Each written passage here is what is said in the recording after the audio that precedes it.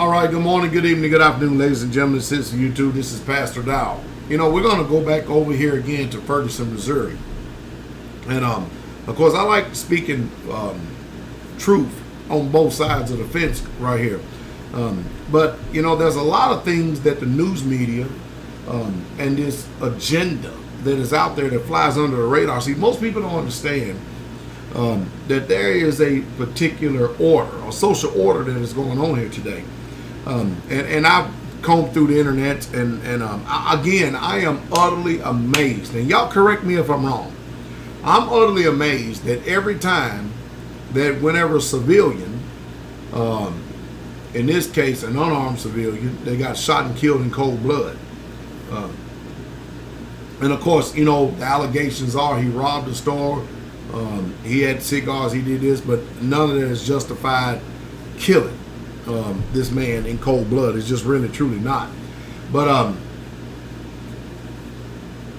it's amazing that anytime a civilian does something, automatically the media comes out in authority condemning.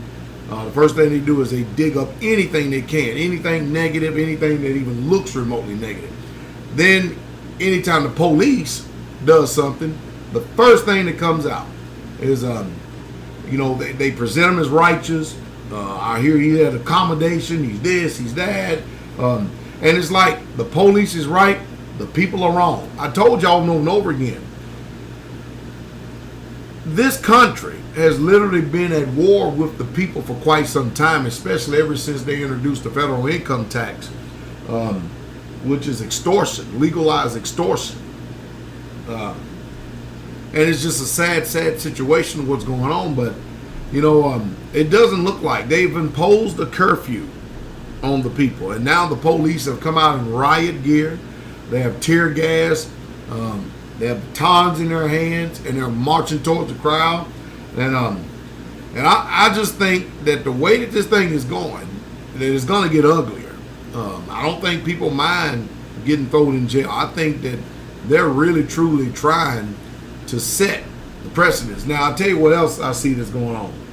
Is the first thing they do is they bring out this black captain, which is a state trooper. The first thing they do is they get a black captain to go talk to the black folks, because they know that the black people are not going to be listening to no white police any way, shape, fashion, or form. As a matter of fact, they ain't even listening to black police.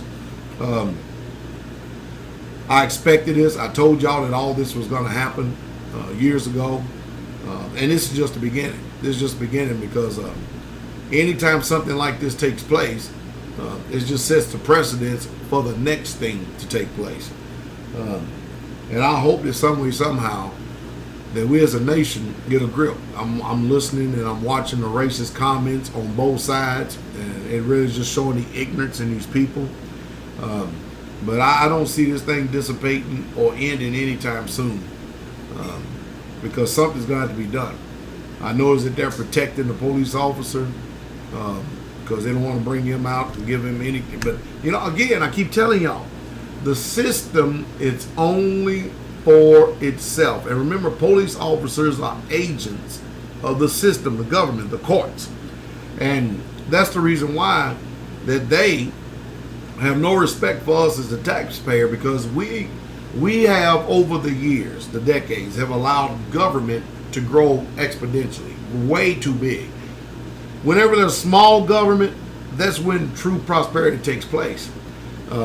But this is also a result of the policies that have been done under George W. Bush, and really the bad policies done under Barack Hussein Obama. And I'm telling you right now, whether you understand it or like it or not, the powers that be are literally finished with this country. They're finished with this country. And we as the people are going to have to wake up. That's all there is to it. I hate the fact that racism is still operating today. I really, truly do. It just saddens my heart. I know exactly what's going on, both naturally and spiritually. It just really saddens my heart.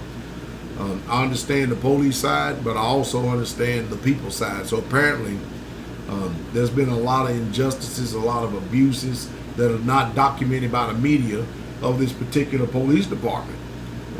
And they're not going to bring it out because it's not in the best interest of the powers that be. And the people have just finally said enough is enough is enough is enough is enough, and they ain't going nowhere no time soon. That's all there is to it. So I try to check in every now and then to see what's going on. It's just a mess.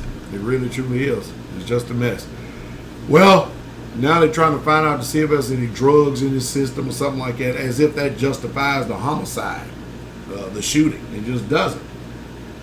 Now, if this police officer was defending himself in self-defense, I can understand. But y'all understand this, that police officers today, they are trained to shoot at anything that even represents what they call a gun. They'll tell you, they'll get out and say, well, I was in defense of my life, because they know what to say. But there is a psychological warfare that's going on because of, listen to me, all of the images that have been submitted to the minds of the people on both classes. And it prompts a response both ways. And I know some of you understand what I'm saying. Very few that you are, but others who do not. But y'all know exactly what I'm saying. We'll keep monitoring this thing.